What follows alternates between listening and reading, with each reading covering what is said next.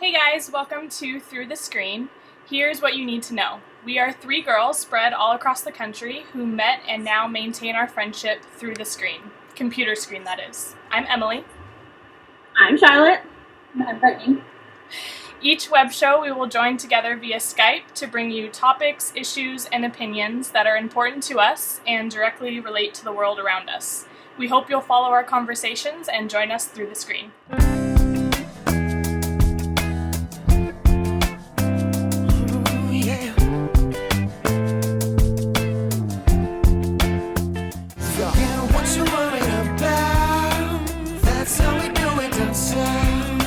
You know we're gonna chill today, and we're doing it again tomorrow. I said forget what you're worried about, that's how we do it outside. This episode, we'll be discussing Tuesday Night's Pretty Little Liars, Cecil the Lion, the fabulous Empire State Building display, a unique at-home vegan face mask, and a badass umbrella.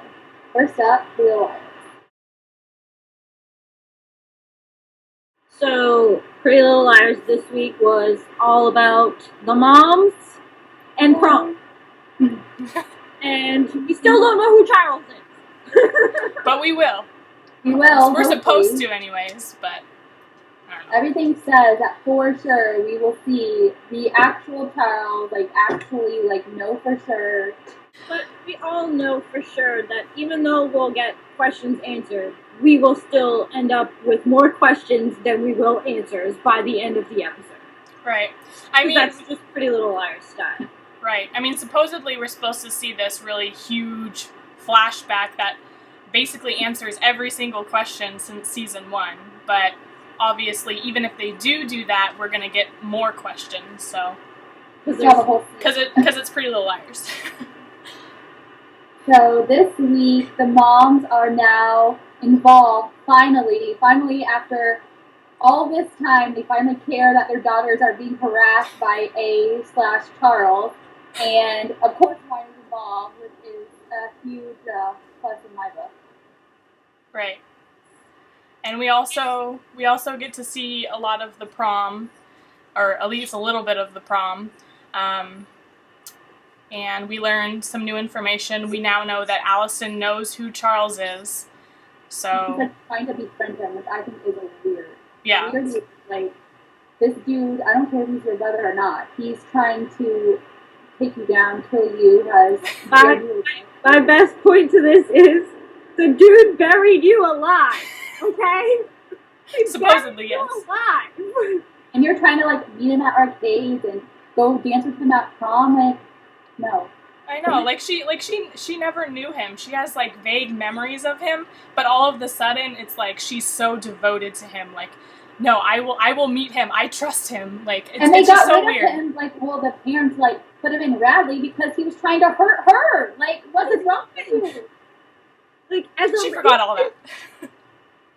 Yeah. I know. Craziness. I still, I've never liked Allison, and I still don't like Allison. The chick is crazy. She just is. She's crazy, and she doesn't know what she's doing. Right. And we didn't see her for 3 seasons? When was it revealed that she was alive? I think it was 3 or 4. I think it was 4, halfway through 4. Yeah, so yeah, we didn't see a lot of her, so it's hard to know whether to trust her or not. I say no. No trust for Allison at all. And I'm with Veronica. You can't trust any of those girls. Actually, considering they bury people by the lilacs. Yeah. Right. So can we talk about how awesome drunk moms were? Oh my gosh, I'm so in love with the mom. Seriously. That's the best. Let's just say that flyer scenes right there. Yeah, let's just say that the scenes from Holly Marie Combs were perfect. Not that they aren't always, because they always are, but it's just nice that she wasn't making us cry this time and she was making us laugh. Because I feel for the past 2 years, every scene that she's been in, she's crying on Pretty Little Liars. I know, it's it's nice to finally see her have some kind of different role in the show other than her just poor Ella, full staffers. Hashtag poor Ella. If you guys didn't know, we're a little bit biased, so. And, well, we are biased, but we do appreciate the other moms as well. Right. Like, Nia Peoples with that face when she was drinking the wine. That was perfect. That was priceless, dude. I was dying. There are so many the gifs wine. of that already. Oh, it's so hilarious. And of course, Ashley's always around. So. And Veronica was just, she's like, I'm going over there. I'm getting not answers. being anymore. Like, who cares if Charles is over there and gonna kill us? Like, Right. I feel like I relate to Veronica's that. Like, I feel like that would be my reaction if I were in her exact situation and drinking a whole bottle of wine. Like, I would. Yeah, I'd be like, let's just go and face them head on. Like, forget about it. Yeah. Right, and now they're locked in the basement, and they just like end the episode, and we don't know what happens to them, and they may not even be in next week's besides just their screams. So it's just like, what is gonna happen? And I'm just hoping they're not dying. Like, please don't show off all the moms. There's no way they could do that. That would be just like horrible. Ashley's like gonna like come out the only survivor. Oh my gosh. So let's talk about the prom a little bit. What do we think about all those conversations that we heard? Ooh, there was a lot. So Caleb wants Hannah to go with him to New York. Which, I mean, I don't blame him at all. Like, if this is real life and this is happening, like, why not get as far away from as possible? But I guess, really, like, with all the girls, a part of them doesn't trust anyone. I mean, even Right. though, like, I mean, somewhere deep down, like, they don't trust anyone. And even Caleb and Toby and, I mean, Ezra, hello. I also think, though, is that a lot of her hesitation has to do with the fact that they still haven't caught Charles. So she can't say, yeah, of course I'm going to leave with you and go to New York when her 3 other friends, she can't leave her 3 other friends behind who are dealing with the same thing. Like, she can't go and leave like Arya did when she first came back in season 1. How the whole story started. And Well, Arya's that- also feeling hesitant too about going to LA. Which I understand to an extent, but if they could all get out, I mean, just like Emily, she had the chance to do another Habitat project, and she's staying for sketch-ass Sarah. Right, exactly. So Sarah, like, the thing that bothered me was Sarah said, whatever happens, just know that I care about you. Like, why would you say that? What's gonna happen? Yeah. Like, that was just the weirdest thing to say. I'm Because suspicious either of you're going her. on a suicide mission, or Right. you're involved with Charles. And how did you know? Like, even if you did go to the barn, why would you just suspect that they went to the prom? Like, I don't know. I never trusted Sarah. I just don't. I didn't either, because she was the one who gave them food when they were down there. Like, she could have got them out of those rooms when they were down in the bunker thing where Charles' like playhouse or whatever the hell that thing was. Right. Like, they all thought it was Mona who was feeding them, and it wasn't. It was Sarah. Well, and another thing is her friends, which she said that she was going to the prom with, they didn't even like her. Back when we first found out that Sarah was missing, like, none of her friends even liked her. So I don't believe that she's going to prom with them instead of Emily for that reason. She would go with them and All of her friends were like, she was the bitch, pretty much. She got away with whatever she wanted, like Allison. That's how they described her to Emily. And there are a lot of I've seen theories that say that Sarah is really Bethany because like all of the drawing she did on the bunker, Bethany liked to draw. So there people are saying that Sarah is really Bethany and Bethany didn't die. well, I won't I don't know doubt it. about that. No one's really dead. I'm not going to be surprised when Allison's mom's alive, honestly. Honestly, Yeah. like, that's something I've heard too, like, the finale is going to be like every single person that we thought was dead isn't really dead, and they all Maya. come back, and we're just like, what the hell happened? Well, we shall see, but it's supposed to be a good one. Right. So I don't know. Do you guys have theories about who Charles is, or do you have just no clue? At this point, I just stopped guessing.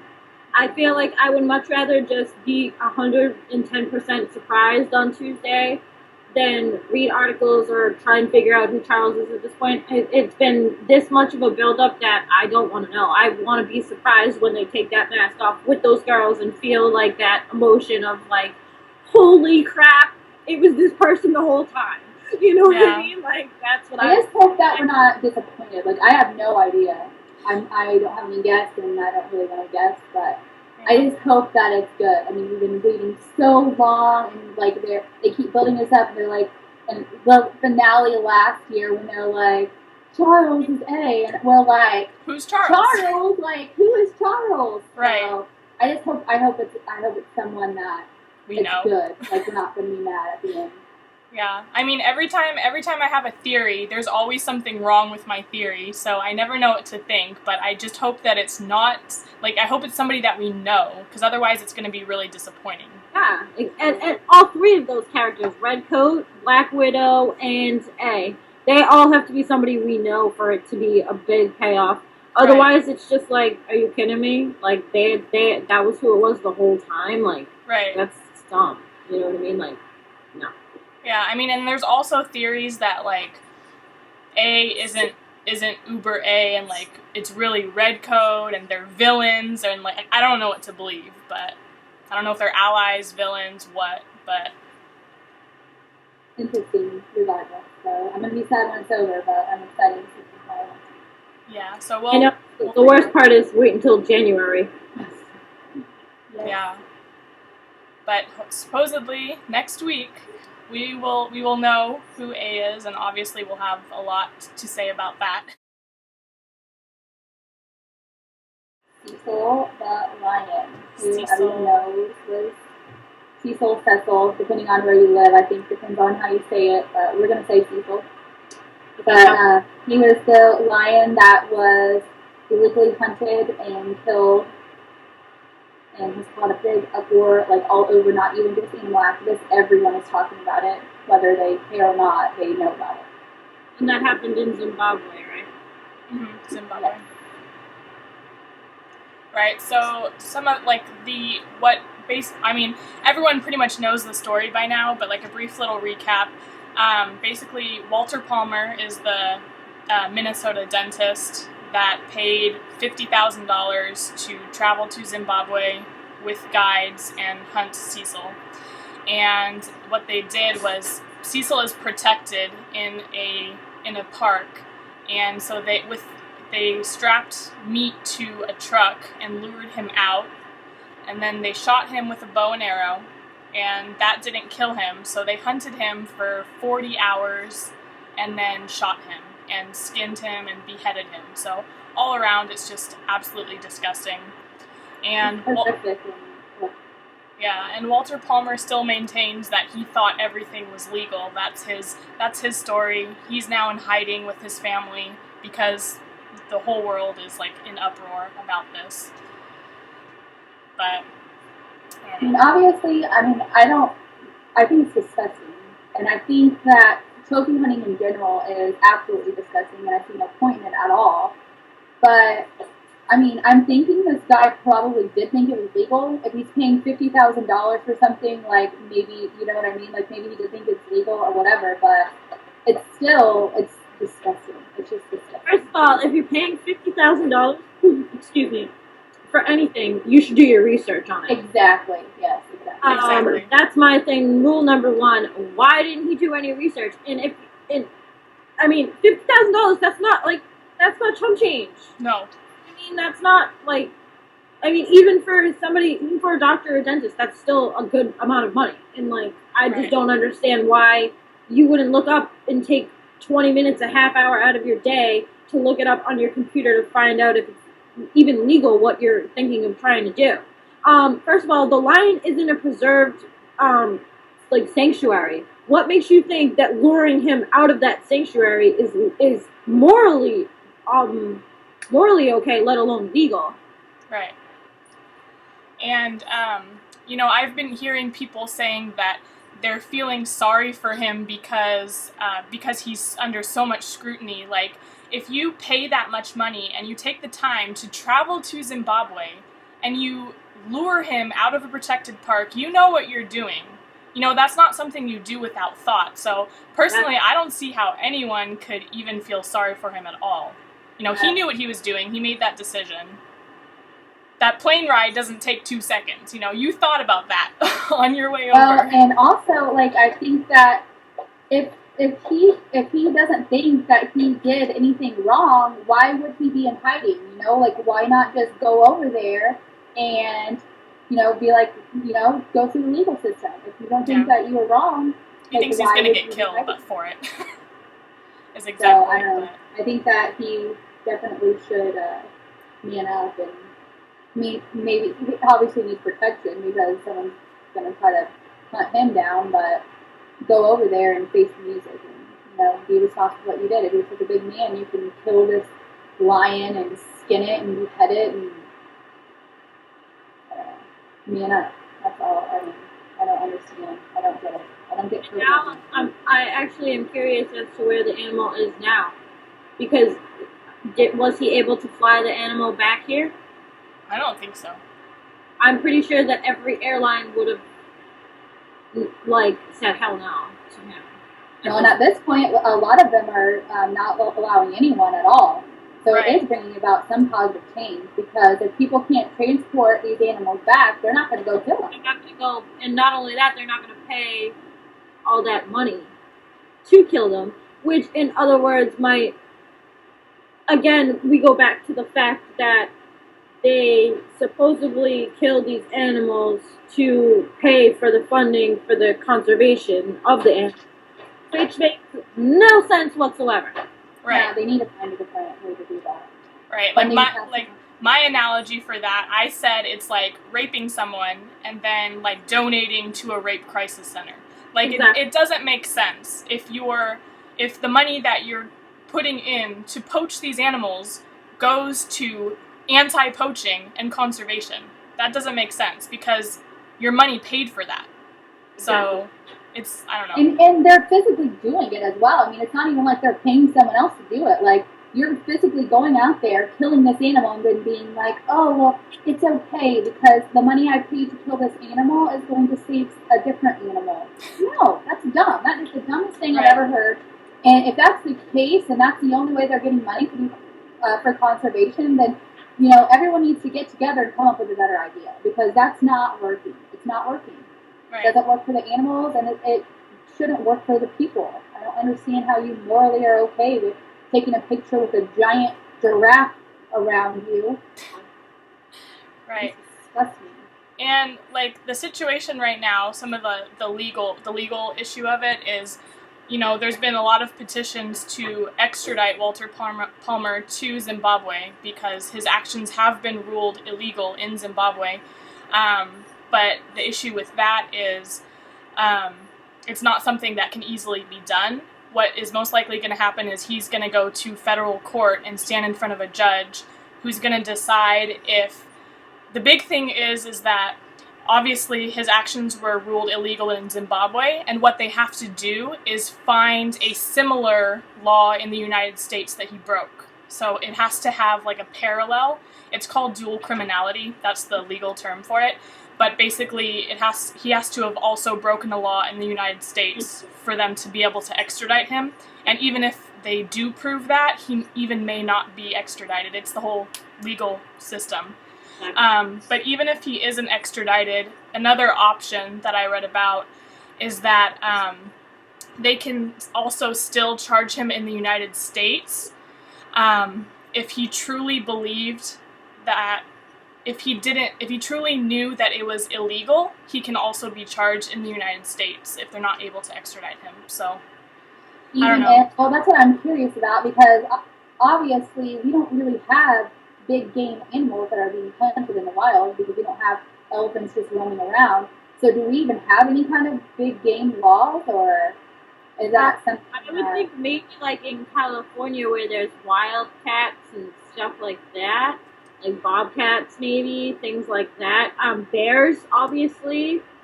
I mean, I know that, like, I don't think we have, like, obviously we don't have, like, giraffes. We don't have zoo animals, you know. That's like gonna be his defense. They're gonna argue that there isn't a similar law in the United States, you know, about permits and poaching, because we don't really see that here. So that's what they're going to argue, is that you can't really compare it, and that's going to... Well, I also read that his guide is being charged over there.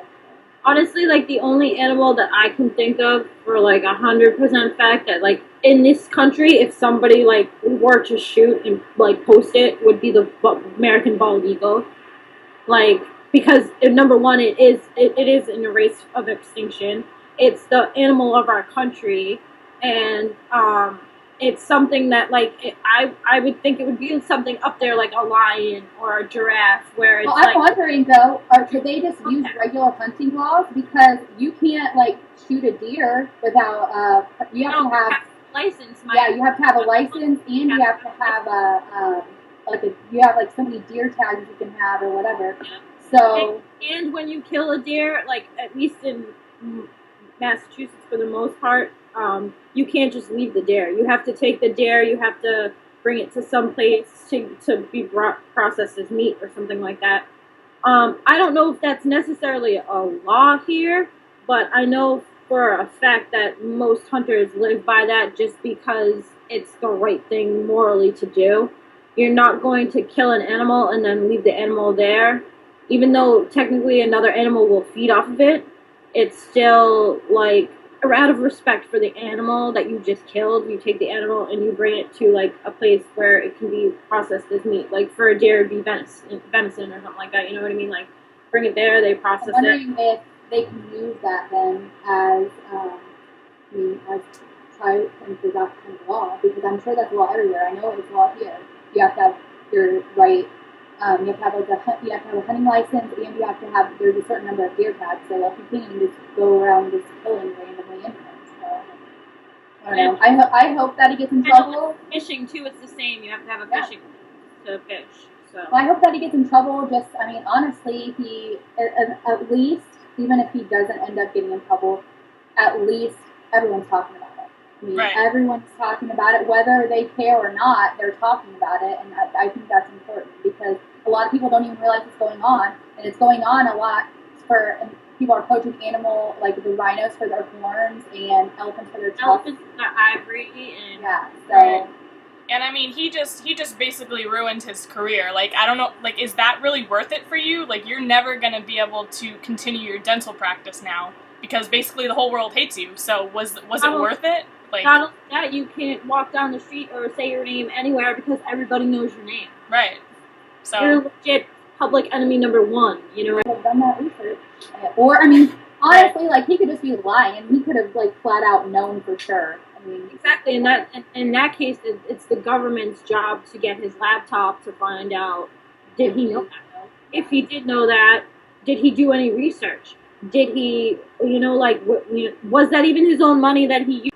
Because, the guy could have lied to him, but like you said, do your research. Like, if you're going to spend $50,000 to go hunt an animal, you should make sure that it's legal. So, regardless, he should get in trouble. He should. And I hope that he does. I really do. Yeah, and I mean... if it was anybody else, they would get in trouble. Why wouldn't he? Why shouldn't he? And, as bad as the whole thing is, there are a few good things that have come out of this. Like, obviously... This is not the only case. This happens all the time, and now people are finally becoming aware of it and speaking up about it, and it's going to help, the future of trophy hunting. And I'm hoping that it brings about a change in the way conservation is funded, because, like we just said, all the airlines are, starting to ban the transportation of these big game trophies. Right. Delta and American Airlines have recently. So if all of the airlines follow suit, they're not going to be able to get them back, so they're not going to go over there, so they're not going to be spending the money to help conservation, so they're going to have to come up with a different way to fund it anyway. Right. Period.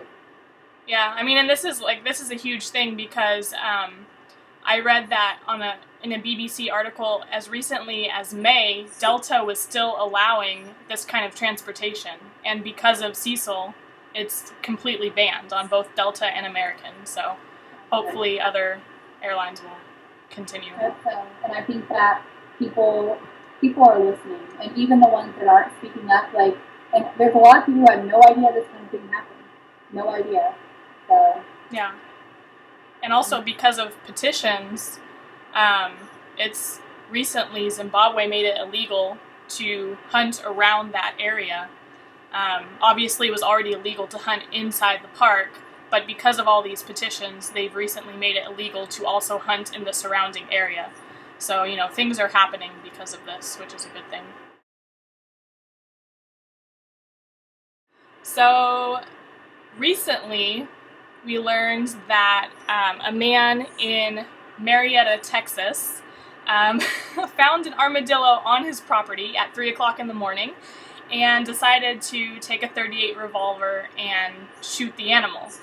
And what ended up happening was the bullet ricocheted off the animal's hard shell and actually hit the man in the jaw. And he had to be airlifted to the hospital and wire his jaw shut. And a lot of people are saying it's like karma for him for shooting the animal. He ends up being the one who's injured. They obviously don't know what happened to the armadillo, but yeah, it's kind of like karma there. They're like naturally built animals, yeah. It's not the first time it happened either, because in April, a man named Larry McElroy shot an armadillo, and although this armadillo died, the bullet ricocheted off and hit his mother-in-law, who was 100 yards away inside of her mobile home, and sent her to the hospital. She has recovered, but it's like, don't shoot armadillos. They are obviously protected. Leave them alone. Right, don't shoot any animal, but yeah, I mean, why at least is there a need to shoot animals all the time? Right. I don't know why that would be. If I saw an armadillo outside, I would not be like, let me go get my gun and shoot that armadillo is trespassing. Let me go shoot it. Yeah, like seriously, call animal control to have them move him somewhere else. Yeah, safely. So it's just ridiculous. You won't be in the hospital, and you will remember that. Yeah, I definitely think that whole story just symbolizes karma. Basically, yeah. It's a little bit of karma for you. We thought a fun little part of our show would be to kind of test different products, whether it be food or beauty products that are not tested on animals and are like homemade and things like that. So we thought that would be an interesting thing to share with you guys, things that you can do, things that aren't tested on animals. So we did this little thing. This week, ours is a vegan banana face mask, which is also super cheap and incredibly environmentally friendly. All we did was you take a banana and mash it up and add the juice from a lemon and mix that all together and put it on your face for 20 minutes. Mm-hmm. And it was completely weird at first, and you are putting this slop all over your face, and it kind of... It's like oatmeal. Like oatmeal, yeah. Yeah. So, and we all three did it. I personally loved it. I loved, the putting it on was gross, but when you put it on and you can feel it working, and then it kind of hardens like a normal face mask that you would buy from the store does. Yeah. And when you wipe it off, my skin felt amazing, and I looking up what it does. Bananas and lemons are amazing for your skin.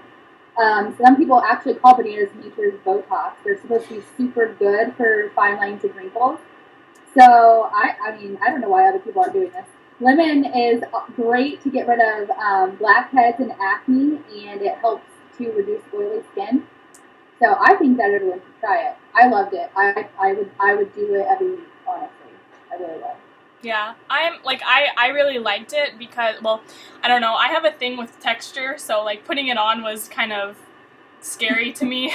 And I mean, I don't know if it's because the lemon that I used was older, but because I know, Brittany, you said it smelled good for you. For me, it did not smell good. But I mean, and you can use a banana in all different stages, because the one that I used was green. But yeah, so it's just a banana and I think it's a half teaspoon or whatever of lemon juice. But I mean, it doesn't really matter. But I just use a lemon enough the juice from a lemon enough to make it a pasty. Right. Yeah, but I mean, like Brittany said, it did harden like a face mask.